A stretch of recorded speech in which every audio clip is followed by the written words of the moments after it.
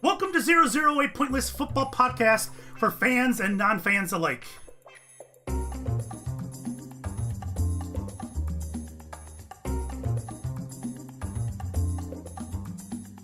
Where we pit someone who knows some football, that would be me, Fixxxer, against someone who knows absolutely nothing about football but could talk for 10 minutes about how a fight would go between the Vikings and Eagles like he probably will next week, right?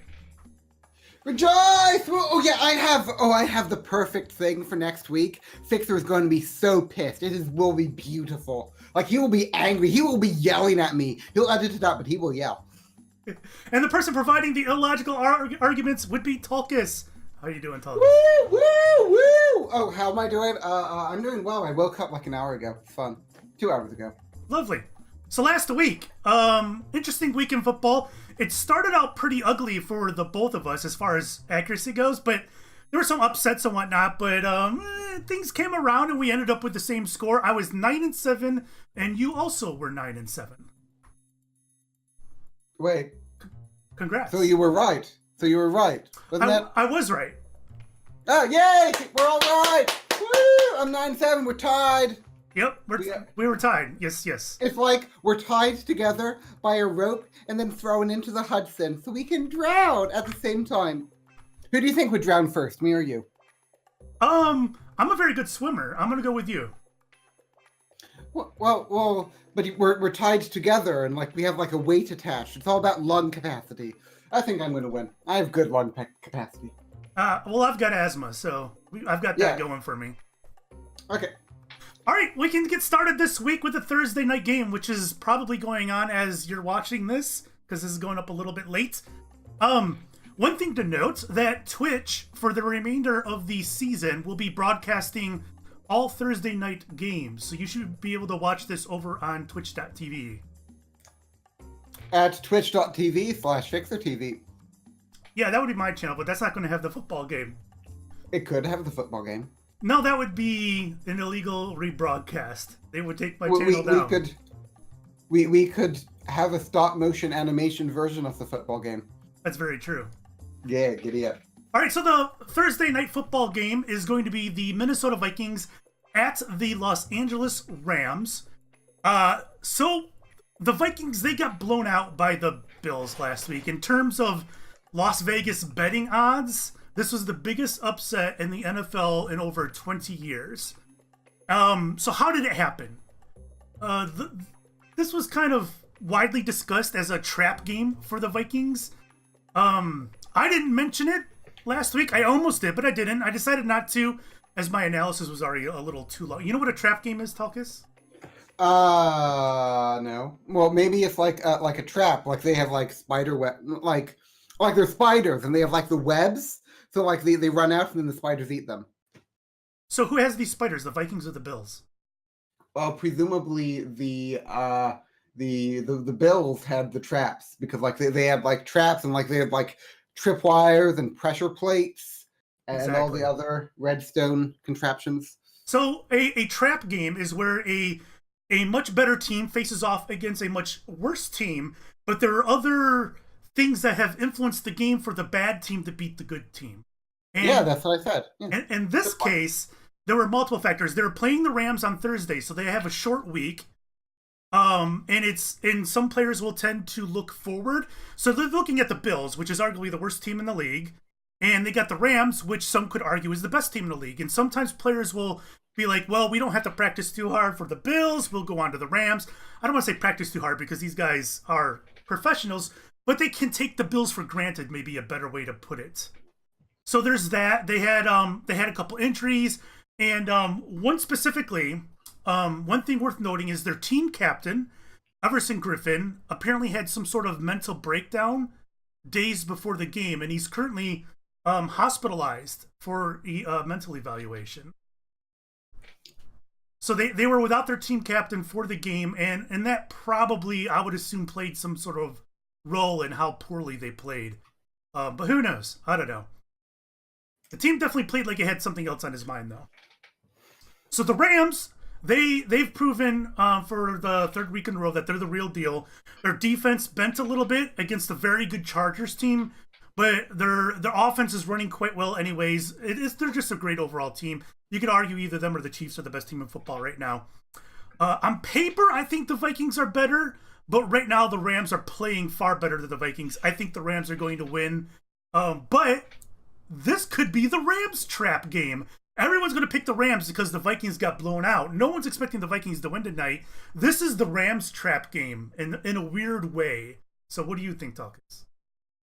I read a book called Trap yesterday in Skyrim. It's about like this dude who steals money, and then like a bunch of vampires, like they hurt him to another vampire so the vampire can eat him. And then he's like kept as cattle. It's kind of creepy. But I don't know, I feel like, the Rams, like they're roaming along the shoreline trying to intercept the Vikings, but the Vikings, they can just sail around, hit the Rams families, like the what's the name for a female sheep? A Is it just sheep? A ewe, yeah. They're gonna hit the ewes. They're gonna hit your ewes. They get it, the ewe there. Oh, the puns. The puns. Yeah, the Vikings, they're just gonna like sail up the river, hit the ewe. I mean, can rams swim? You think that are we gonna have like a boarding party of rams? Wait, like, is a ewe a female or a child? No, I think a child would be a lamb, right? And then the female would be a ewe, and then they would all collectively be sheep. If only there was a site we could look up and answer this. If only. But alas, I'm going to say the Vikings are going to win. I mean, how are the Rams even going to like engage? Are they going to like build a raft and like row on it with their horns? Like, an adult female sheep is a ewe. I told you. An intact male is a ram. A castrated male is a wether. And a young sheep is a lamb. A wether. Ooh. It's a very educational podcast. Giddy up. All right, so who did you go with? The Rams? No. No. Fixxxer TV. So the Minnesota Vikings, you think... I mean, Los Angeles is on the ocean, and the Vikings have easy access to the ocean, even though it's on the wrong side. Well, yeah, I mean... isn't there like... I don't know, yeah. Okay. Yeah. Vikings, it is. All right, next up, early Sunday games. Let's start with the Buffalo Bills at the Green Bay Packers. The Bills, they came out with a purpose against the Vikings. They did not look like the awful team that they are. McDermott taking over the play calling on defense clearly has changed that defense. Like I said last week, expect Leslie Frazier to be fired sometime in the near future. I think anyways. But who knows? Maybe he'll keep him on because he's the one doing calls now. I don't know. In the end, though, I still think the Bills are a bad team, even though they showed promise. And they showed fight and they showed heart. I won't take that away from them. They played well. Green Bay, their defense laid an egg against the Redskins last week. Adrian Peterson had a great game against them. I think the Packers are going to beat the Bills, but don't count the Bills out. They could pull out another... I mean, they're on an emotional high. They beat a very good team. I don't think it's going to be a blowout. I think it's going to be a close game, and if the Bills win, I wouldn't be surprised. But I'm going to go with the Packers. Now, YouTube.com/FixxerTV here claimed that Green Bay's defense, quote, laid an egg. Now, these Green Bay are presumably, they're mammals. They are mammals, I presume. And the only kind of mammal that lays an egg is the duck-billed platypus. And wait. Isn't there one other mammal that lays an egg now? If only there is some site we could go to find out things like this. Ooh. I thought they found like one or two other mammals. Here we are. Okay. Wait. What is this animal?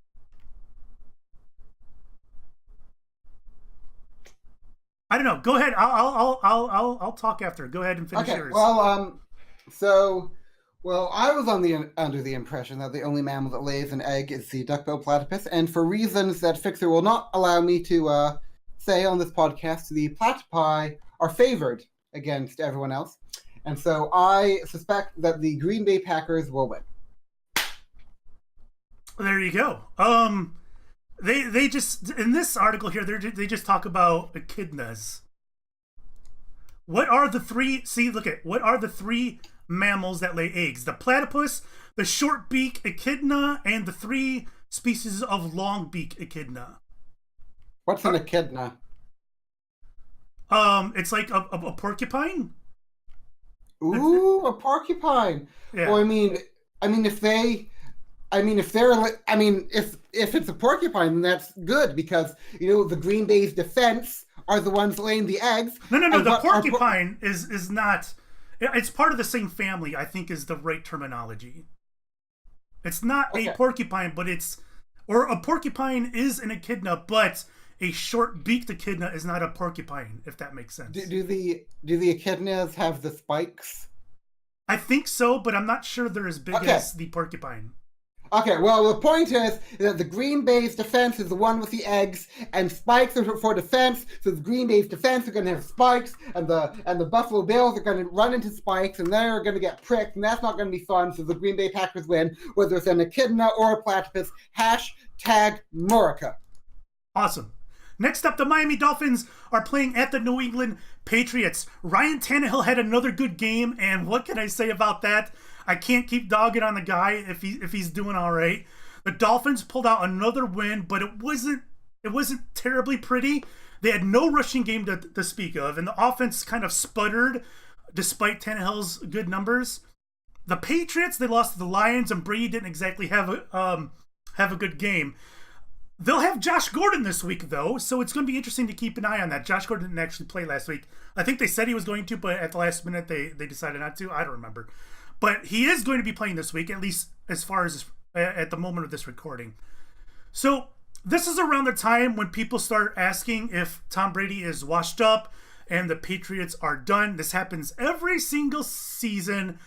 Don't buy that hype. I don't buy it. Don't buy it until it happens. So if it keeps on going for the next 10 games, then you can buy it, but not until then. Lay it off. I think the Patriots are going to win at home. I probably should pick the Dolphins because they've been playing well. Don't be surprised if the Dolphins wins, but I'm going with New England. Okay, that sounds like fun. Dolphins versus Patriots. Oh dear. Okay, so what are the Patriots known for doing? Dumping tea in the harbor of Boston in the Boston Tea Party. What are the Dolphins known for doing? Being in bodies of water. So what we're going to do is we're going to give the tea to the Dolphins, and I'm not sure. Do you think the tea, do you think that tea makes dolphins more or less potent? Potent? I don't know. Potent. I would say it would have no effect as far as their potency goes. Well, I mean, if they're tea, maybe it makes them relaxed. Maybe this is strong tea. Maybe this is maybe they're getting stoned on the tea. What was the tea made of that was dumped in Boston? If only there was some website. Boston Tea Party tea. The tea. Because it wasn't Snapple, I would assume. No. Okay, so it's was it high in caffeine is what I'm getting at. Okay. What? Okay. So several varieties of blackened green teas were aboard the ships, including Bohea, Kongwu, Souchong, all black teas, and Singolo and Hyson. Well, I don't know anything about tea, so I couldn't tell you about any of that. Okay, here's something I remember. Okay, I remember that the tea was in bricks. They had bricks of tea. So the tea was super concentrated, and then one brick would last you a year. So we're having this super concentrated tea going into the harbor. We're getting all oh dear. I'm just gonna say the Patriots win because I think that if we argue about this anymore, then people will leave the podcast. Now you're thinking like me. All right. Next up, the Tampa Bay Buccaneers are playing at the Chicago Bears. So what did I tell you about Fitzmagic? Do you remember what I told you about Fitzmagic, Tulkas? That sometimes it is really strong and then sometimes it fizzles out. It does indeed fizzle out. So it wasn't a total, in his defense, it wasn't a total dud of a game like he usually does. When Fitzmagic goes out, he'll pull up stinkers like you wouldn't believe. However, this time, he still put up 400 yards. He just had a few interceptions to go along with his touchdowns. In his defense, he did have 3 straight games of 400 yards, which has never been done in NFL history, I believe. So, It wasn't a complete stinker like it usually does, but don't buy into the magic. It's going to happen. Anyways, their defense broke though. The Buccaneers, their defense broke. Fitzmagic made too many mistakes. They had no rushing game. The Bears, they struggled against a bad Cardinals team. A lot more than they should have. Their defense played well. There's no problem with their defense. Khalil Mack dominated yet again, and I have no reason to believe he won't all season long. I think he's out to make a statement this year, and you may as well write him up as a defensive MVP at this point. But like I said earlier in the season, they needed a lot more from Trubisky, and they haven't gotten it. I think they still need that. If the Bucs can contain Khalil Mack, I think they'll win. But I don't think they will contain him. Mack will dominate. Bears win. What do you think? Yeah, I can see that. Like the Bears, the Bears they're running forward like elephants in the Battle of Selma.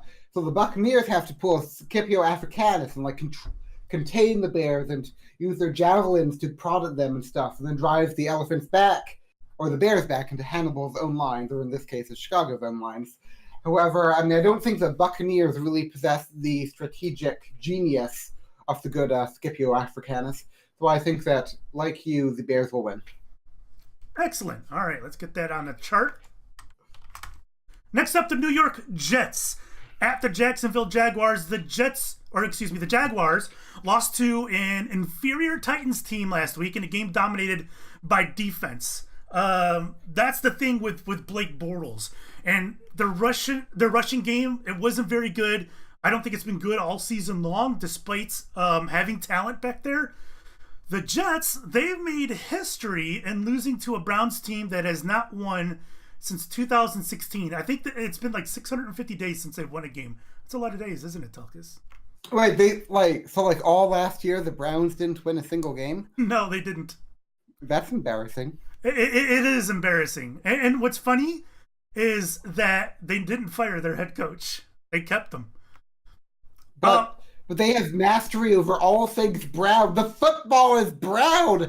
How can you lose a game when the thing you're trying to move is you? Yep. Oh dear, that's bad. So they made history in losing to a Browns team that hasn't won since 2016, and I'm pretty proud of the fact that I called it.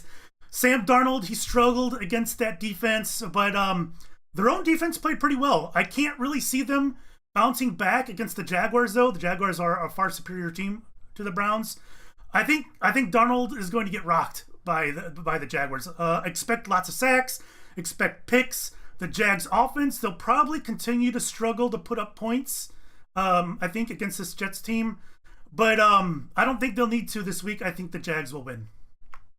Okay, here's a new metaphor for you, Fixxxer. The Vietnam War. What do you think about that? It was a silly proxy war.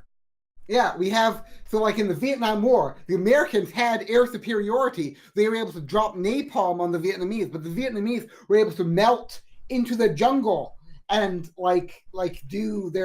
win the war in that way. So this is a clear parallel. We have the Jets, they have air superiority, but the Jaguars are in the jungle. And the Jets can drop all the napalm they want, but the Jaguars are just going to be able to evade and dodge because they're in Jacksonville. And Jacksonville is in Florida. And Florida is crazy. So you got ahead of me. The jungles of Florida. All right, continue. Yeah.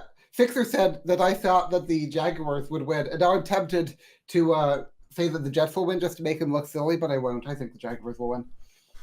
Awesome. Thank you. Next up, Philadelphia Eagles at the Tennessee Titans. We're still on early Sunday games. Carson Wentz is back, and he had a pretty good game. He performed well when under pressure. It wasn't the Wentz that we saw last year, but it was pretty good for his first game back, which is kind of what everybody expected. In the end, though, they did almost lose to the Colts. The game was a lot closer than I think it probably should have been. The Titans, they pull out a nice win versus a good Jaguars team. Did not expect that. I think you can expect another defensive game here. And I think the Titans will make it closer than people expect. I don't think they'll win, though. I think Eagles will win, and I think Wentz will play a much better game than he did last. Eagles win. Okay.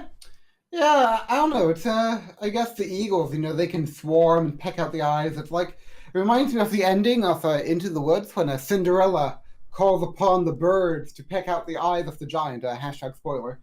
But yeah, I'm gonna go with the Eagles. Yeah, I'll go with the Eagles. Thank you for the spoiler warning. Cinderella power. Hey, All right. this is happening in Indianapolis. Ah! Houston Texans are playing at the Indianapolis Colts early Sunday morning or Sunday afternoon, I guess, depending where you're living. At Lucas Oil Stadium. There we go. The Colts, they put up a great fight versus the Eagles. The defense sacked Wentz 5 times and they picked him off once and had 10 tackles for a loss. Darius Leonard is playing like a rookie of the year. Andrew Luck was forced to throw 40 times and was the leading rusher for the Colts. Andrew Luck being your leading rusher is very bad. It's real bad. That's a problem that's going to catch up to them very soon, probably this week, in fact. It can't continue. On the other hand, Houston, they're looking bad. I think probably worse than the Colts. Deshaun Watson put up almost 400 yards, but he was also their leading rusher with just 36 yards. That's like the third or fourth time I said that, I think, this week. Or no. I think it's the third. I may not have mentioned it, but I think he was the third or fourth quarterback to be the leading rusher for his team, which is not good. Anyways, I don't really know what will happen here. I think the Colts defense looks a lot better than people thought it would. If the Texans can't get the running game going, I think the Colts should win. And that's what's going to happen. Colts win. Well, this is sort of a proxy war itself between myself and the good South Ron because Fixxxer lives in Houston. Now, on Discord earlier today, he claimed that he doesn't live in Houston and he only pretends to live in Houston. There's definitely a geoguesser. We were at the Houston airport and he said he lived near there. So he lives somewhere near Houston, and I obviously am off the fatherland.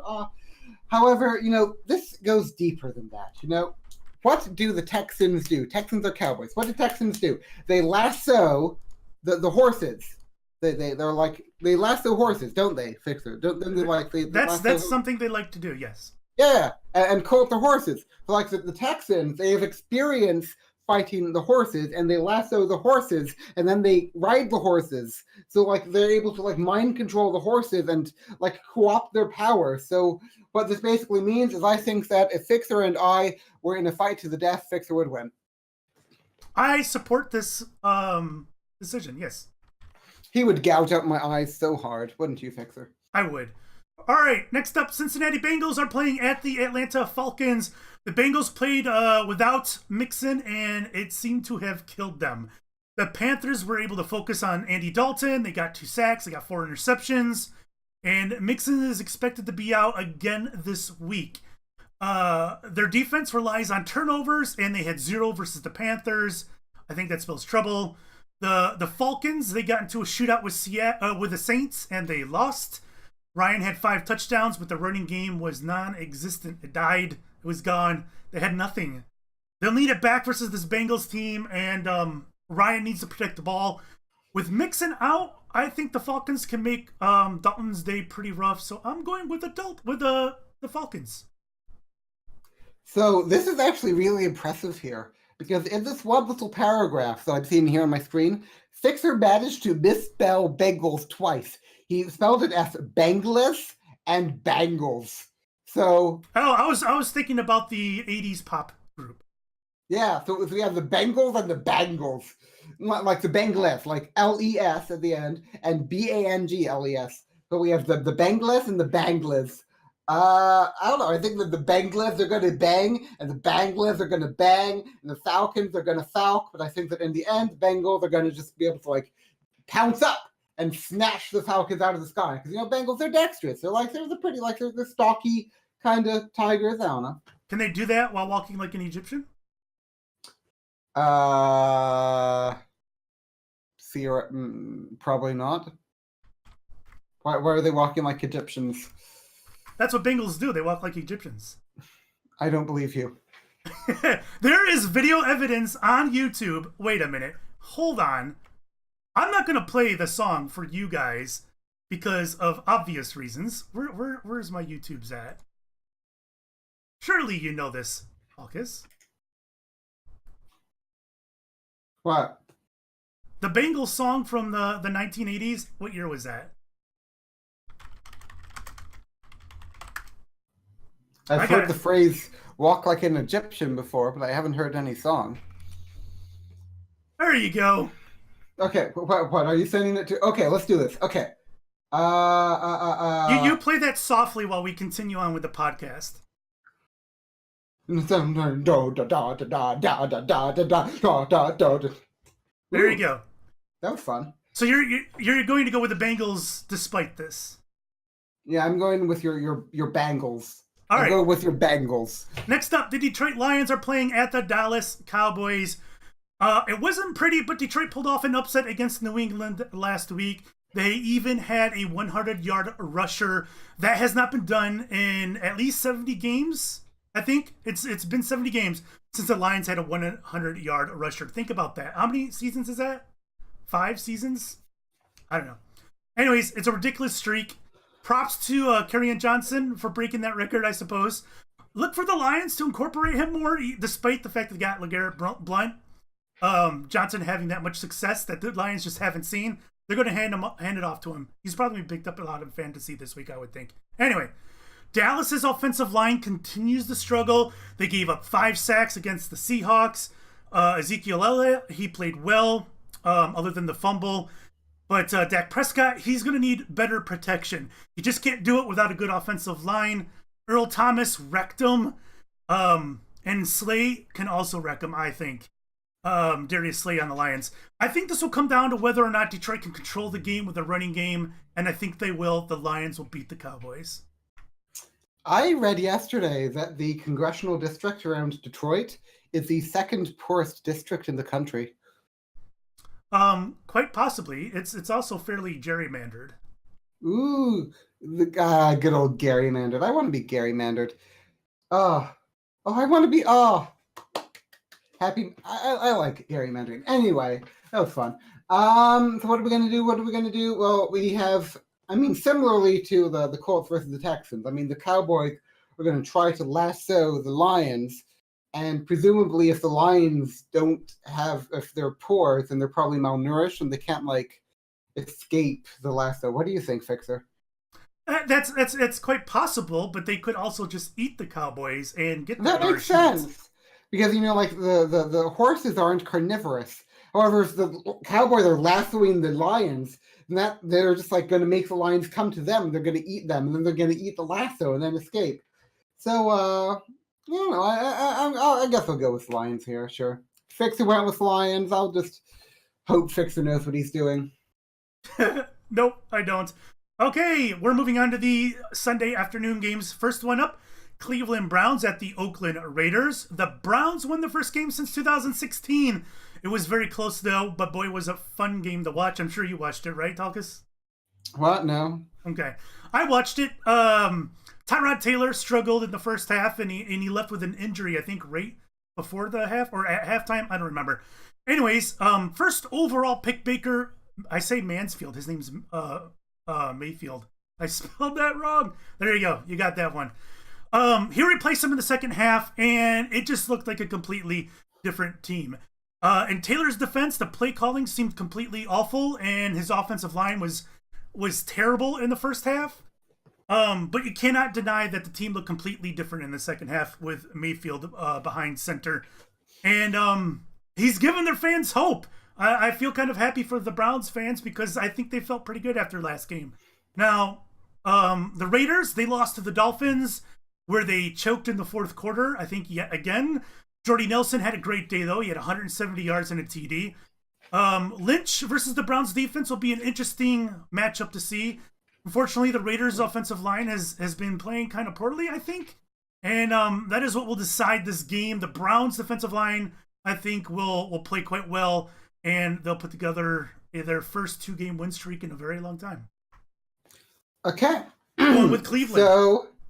So let's talk for a moment about the strategy of the Raiders. Like what they're doing, they are trying to they go into the enemy province, they loot the enemy for the valuable, and they take it home, which is what they then use to finance the next raid. It's all about pillaging. They're trying to get something out of it. But this game is at home, though. This is not during their pillaging. This is once they're at home and perhaps not ready for an invasion. Exactly. So they're having to defend their home, and the raiders, they aren't used to a pitched battle. They aren't used to a siege. They're used to hit and run guerrilla tactics, but a prolonged siege is far beyond their wheelhouse. Furthermore, if the raiders do manage to, try to sally out and harass the Browns, food supply, they can't carry anything home because the Browns don't have anything valuable. They're brown. They're the color of poop.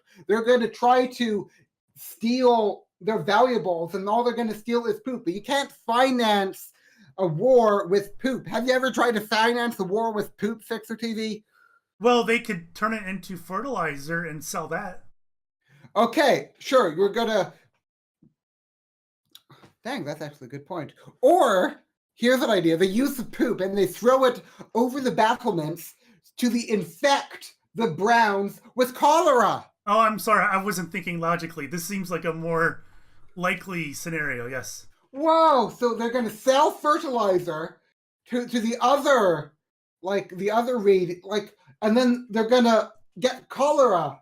So they're going to win by cholera, is what you're saying. Hang on. Cholera. I want to see how debilitating cholera is. Cholera is pretty debilitating. Symptoms. What are the symptoms of cholera? What symptoms and causes? An altered state of consciousness, seizures, and coma. Nausea and vomiting, dehydration, diarrhea. Okay, I was going to say that the Browns are going to win, but you have convinced me, Mr. Fixxxer TV. You have convinced me. The Raiders all the way. Dag, I feel bad for the Browns. They get their first win in 2 years, and now they have diarrhea. That's got to suck. All right, moving on to the Seattle Seahawks at the Arizona Cardinals. Speaking of awful offensive line, Seattle says, "Hold my beer." I swear this team would be so different without Russell Wilson. Earl Thomas. How did I type early? I typed early in my little thing here. Earl Thomas keeps proving why he's one of the best in the league, and I think he'll do it again this week. The Cardinals, I'm not sure there is much to compliment with the Cardinals. David Johnson still can't get anything going behind this atrocious offensive line, and you can't put Bradford behind a bad line or else he's going to perform poorly. And really, this offensive line shouldn't really be this bad. They're not all bad players. And it kind of makes me feel like that maybe it's a coaching issue. I don't know. A scheme issue, perhaps?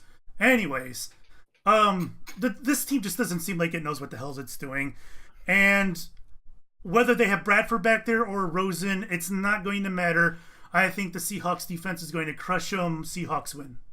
Oh, I just thought of something. I proved you wrong. Last week, Fixxxer TV, you said that in all sports, when, if the one team versus the other team, they're always fighting at where the other team is. You said that, did you not? Yes, but there is context implied that you didn't understand. However, I thought about the Super Bowl, because when the Super Bowl was in Indianapolis, the two teams that played were not, the Colts were not playing. So there, you lied. Okay, anyway. All right, there's additional context to that.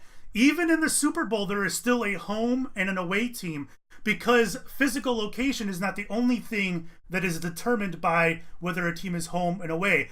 The position of where the end zone is also matters, and the type, and the team, there was one other thing that has to do with the coin flip. I don't remember.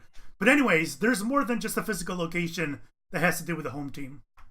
You're a bully. The home team gets a specific locker room as well. You're a bully. I want my own locker room. Okay, anyway. So the Seahawks versus the Cardinals. I mean, the Seahawks are predators and the Cardinals are prey. I mean, they're red. They're targets for the Seahawks to nap. However, this is like an open shut case for you, isn't it? Well, but this is happening in Arizona, and you know what Arizona doesn't have a lot of? Sea. Yeah. So I mean, what's? Hang on, let me look up. You want to know what a Seahawk is? hang on, Arizona. Temperature in Arizona is 103 degrees Fahrenheit on Thursday at 5 p.m. So, Oh, you're dating our recording. well, it's 8 p.m. now, so. But anyway, so this is the question, obviously the Seahawks, they probably aren't, adapted to playing in, 105-degree weather, or I suppose I should say 39 degrees Celsius in case there are any foreigners. Do you think that there are any foreigners watching this Fixxxer TV? Quite possibly. Well, you should look at your analytics. If you're a foreigner, say something in chat and I will love you. So anyway, so the question is, is the predator-prey relationship enough to compensate for the lack of sun? What do you think, Fixxxer TV? I think it's a valid point. I would think that possibly not. However, are there not some temperatures that high in various locations where Seahawks would live?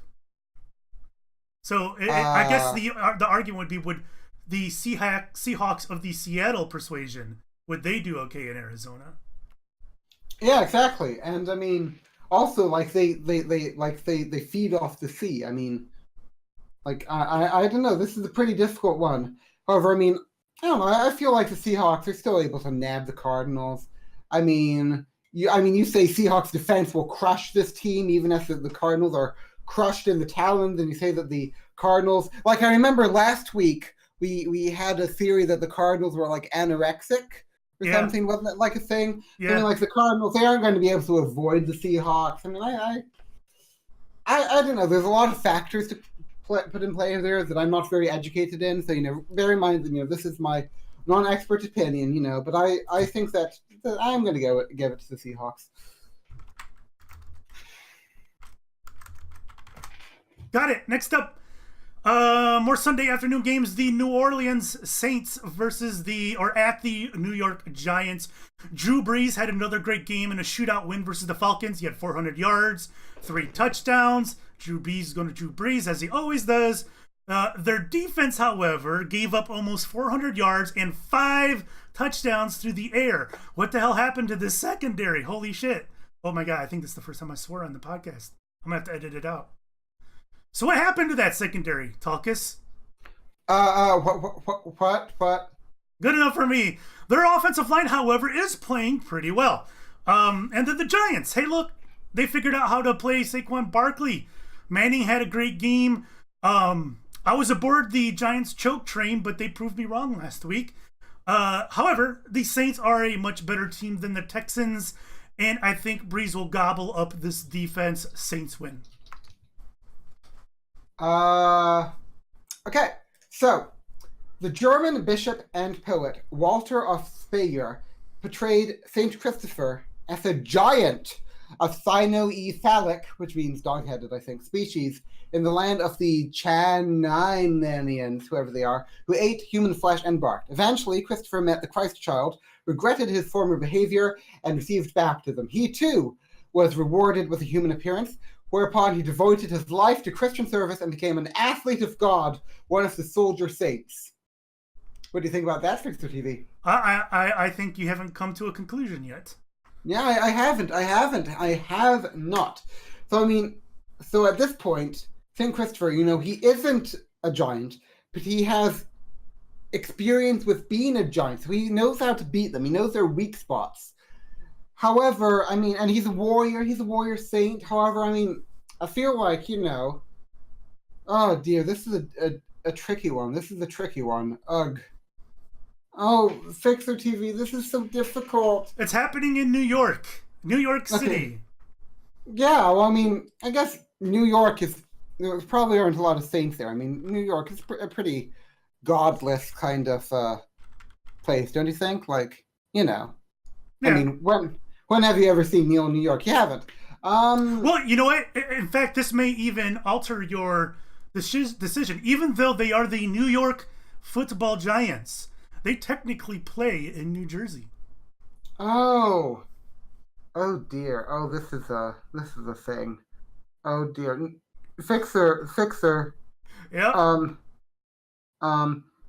Okay, here's an idea. Let's have the viewers vote in the comments below. The viewers vote on which team they think will win. So that will probably be just Diesel voting, but that's okay. So Diesel, whichever team, the viewers, a majority or a plurality, or I guess in this case it would be a majority. Well, a plurality. Maybe some people are abstain. So a plurality of the people, whichever team they vote for, I will go with. I'm going to trust my life to the viewers, namely Diesel. I'm crowdsourcing this Fixxxer. I'm crowdsourcing it. Fair. I'll allow it. All right. Fixxxer just said Diesel in the yes. broadcast. All right. Next up, we have the Sunday afternoon game, San Francisco 49ers at the Los Angeles Chargers. 49ers, they put up a good fight against the Chiefs. Very respectable. Bad news is, at the end of the game, Jimmy Garoppolo tore his ACL and is out for the season. The 49ers will probably start CJ Beathard, but they're trying out other quarterbacks. That's not a good. That's a sentence that you never want to say in the NFL. Tony Romo is available. Do you think Tony Romo will come out of retirement and play for the 49ers, Tulkas? Yes. There you go. He did say he is healthy and able to play. I think that was a wink, wink, nudge, nudge. Who knows? Anyways, their season is effectively over. I hate to say it. They seemed like a fun, exciting team, but losing your starting running back and your starting quarterback, not going to happen. The Chargers, they played a rough game against the Rams, but, it's the Rams, one of the best teams in the league. I don't think they'll have those issues against the 49ers team who's lost two of their best players. Chargers win. Yeah, I mean, the 49ers are going off to Los Angeles in, their covered wagons. They're trying to look for gold. They're all prospecting. They're probably bogged down with women and children. Then out of nowhere, the Chargers come in and slam them with their lances. I mean, it's going to be a slaughter. It's going to be a slaughter. Chargers win. Sounds good to me. The Sunday evening game. It is Sunday evening, right? Yep. The Baltimore Ravens are playing at the Pittsburgh Steelers. The Steelers' offensive line is going to get Big Ben killed. Have you guys noticed that there's been awful offensive lines throughout the NFL for the past few years? It seems like offensive line talent has been at a premium. There's just so many bad lines out there. Anyways, the Steelers line, it's bad. And it's going to take its toll on Roethlisberger over the season. Don't be surprised if he ends up getting injured somewhere down the line. The guy is fragile. That said, he still managed to have a good game against the Tampa Bay Buccaneers. Their defense, they picked off Fitzmagic 3 times. The Ravens, they protected Flacco pretty well against a good Denver defense with Von Miller. If they could do that again, I think they can beat the Steelers. I'm just not sure that they'll be able to. I think I would go with the Steelers.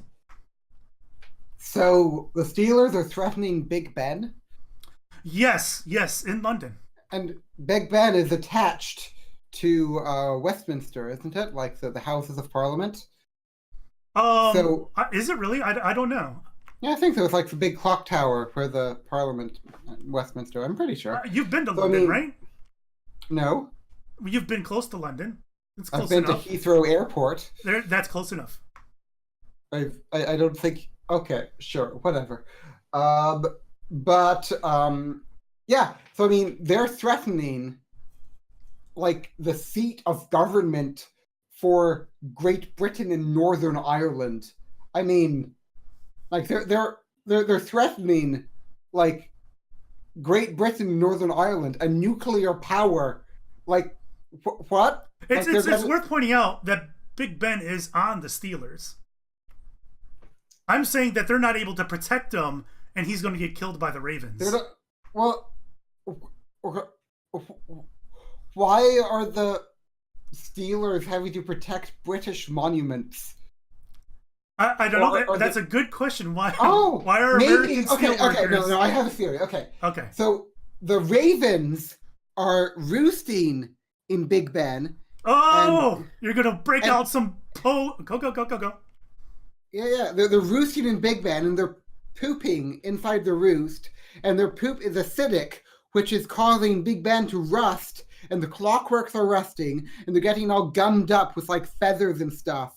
So then it's deteriorating. So then the Steelers are having to drive out the Ravens from Big Ben, and this is something that the British can't do because the British, they're all prim and proper and stip upper lip and tea, and they can't, they can't brave like Raven, like they can't do that. They're too, they can't get dirty like that. They're too, all hoity-toity and, what the British are like, Maroka and all the other British people. Yep. So the Steelers, they're going into, I reckon the Steelers. I mean, they can probably clear out the Ravens. I mean, the Ravens try to pack, and then I'm going to go with the Steelers here. Lovely. All right, last is our featured game of the week, Monday Night Football. The Kansas City Chiefs are playing at the Denver Broncos. So we're going to start off like usual. We're going to go into each one of these teams' histories, where their name came from, what other teams played in that city, things like that. We'll start with the Chiefs. They began as the Dallas Texans back in 1960. And mind you, this is a different Dallas Texans team than the 1952 one that we talked about last week. Different team. This is confusing. Yep. This is the AFL team. Back when there was an AFL and NFL. What? Explain AFL.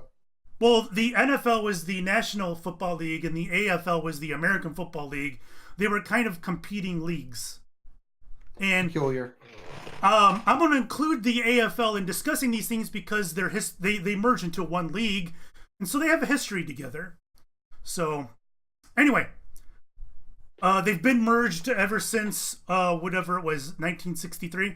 So in 1963, the owner of the Texans was also the creator of the AFL, by the way, decided that Dallas could not sustain both the Dallas Texans and the Dallas Cowboys. And he looked to relocate the team. He narrowed down his list to Atlanta, Miami, and Kansas City. And it ultimately decided on moving to Kansas City, mostly due to promises from the city to assist the team in selling tickets and whatnot. As for their name, the Chiefs, others that were considered were the Stars. And of course, we now have the Dallas Stars hockey team. That's where the name came from. The Mules. Can you picture the Dallas Mules, Tulkas? I'm sorry, the Kansas City Mules. Like Gaius Marius reference. Yeah. And the Royals, of course, there is a Kansas City Royals baseball team. So, the Chiefs were chosen because of the rich Native American history in that region. Woo! Fixxxer, do you have any Native American history? Michigan's got lots of Native American history. Okay, do you have any Native American ancestors? I do not. There's a joke that if you have 16 white people in one room, what do you have? One full Cherokee. Oh, wow. I mean, it's very possible it could be true, right?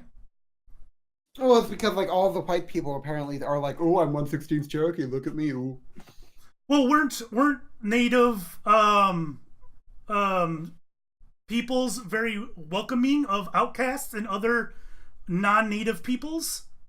Wasn't this a common thing? So there was mixing of the two cultures. Yeah, I know that like the Seminole Indians in Florida, they welcomed a lot of ex-slaves. Right. Yeah. Anyways, moving on to the Denver Broncos, they started in 1960 in the AFL alongside the previously mentioned Dallas Texans. Their roots, however, are kind of in baseball. The owners started a rival professional baseball league that spanned across the U.S. and Canada, and they had a team in Denver. However, the league folded before it ever played a game, and he went and got himself a football team instead. He just wanted a professional team, I guess. The team never switched cities or names. They've been the Denver Broncos ever since. The name itself was chosen via essays written by fans. They asked fans to fill out an essay on what they should name the team and why. And there were, well, I'm sure you've read the little excerpt I put in the chart, didn't you? Because I was going to ask you to guess, how many fans do you think entered this contest? 162. Wow, that's spot on. You're good at that. Giddy up. They had 162 total entries for this contest. Now, how many do you think they would get if there was a new football team that, let's say, is going to St. Louis. They decided they're going to put a football team in St. Louis next year. And the owner says, I would like fans to write an essay on what we should name the team. How many entries do you think they're going to get? 2,500. Well, how long are the essays? I don't know. We'll say something fairly short. Let's say 500 words. Okay, 500 words. Okay. 3,333. If I were to guess, I would suspect that they would probably get several million entries. But maybe that's just me.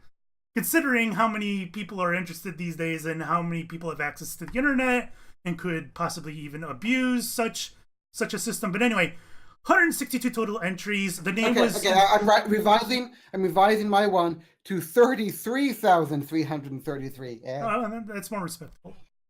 So, just like the Chiefs, their name was inspired by an old Denver Broncos baseball team that played in the 1920s. So that's where they got their name. Ooh, the Roaring Twenties. Yep. Ooh, were you alive during the Roaring Twenties? Yes, yes.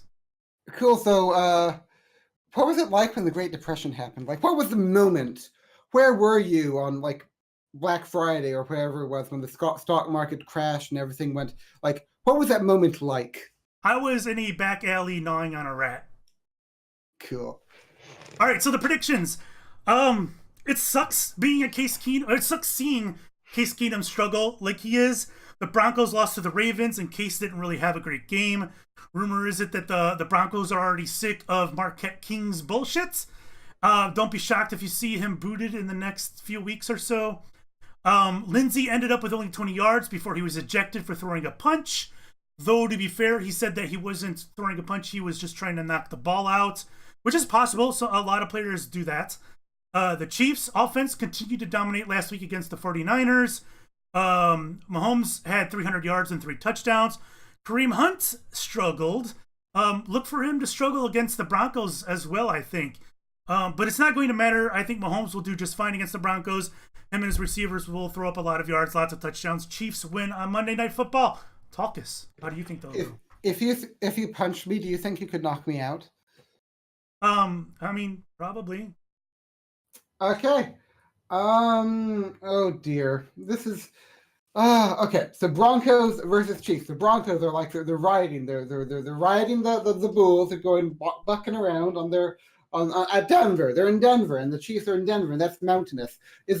Are they playing in the mountainous part of Colorado or the non-mountainous part? It's Denver, so it's on the edge of the mountains, right? There's lots of mountains there. Okay. I think Denver is on the edge, but it's like in the mountains, really high up. So we're talking about like thin air, you know? Yeah, and I guess. So I mean, that's a pretty big advantage to the Broncos, isn't it? Because I mean, the Chiefs probably aren't used to playing at that altitude. Probably not. And also, I mean, they'll be able to because it's Colorado, they'll be able to smoke the marijuana, and then they'll be able to waft the marijuana at the Chiefs. So not only will they have little amounts of air, but what air they will have will be laced with, I think it's THC or whatever the thingy is. Isn't the Native American population the highest smoking population per capita in the U.S.? Oh. I think it is. I think they have the highest smoking rate, and I think they have the highest lung cancer rate. Okay. I'm not sure if those two things are related, but we'll know. Okay, edit what I just said out of the episode, makes me look dumb. Okay, so Chiefs versus Broncos. But to be fair, that's tobacco versus marijuana, and it's not the same thing. Yeah. I'm tempted to leave this up for Diesel, but I feel like that'd probably be stretching. I mean, Diesel. Like, he's Diesel. I mean, what does Diesel know? He's I don't know. I'm gonna give it to okay. Eeny, meeny, miny, mo. Pick for me, Fixxxer. Pick for me. Okay, I'm going with the Broncos. I've done it. I've decided. I'm going with the Broncos. I don't know why, but I could have. You may as well, since I picked the Chiefs. This is your best chance to catch up to me. Yeah. There you go. Giddy up. And you know what? This could be the Chiefs' trap game too. So picking the Broncos, I don't think is very far-fetched. Ooh, the trap game. I like traps. Uh-huh. Now that's getting edited out. Anyways, that completes week 4 of the 0 to 0 podcast. Thank you guys for watching. We'll see you next week. Bye-bye. Bye.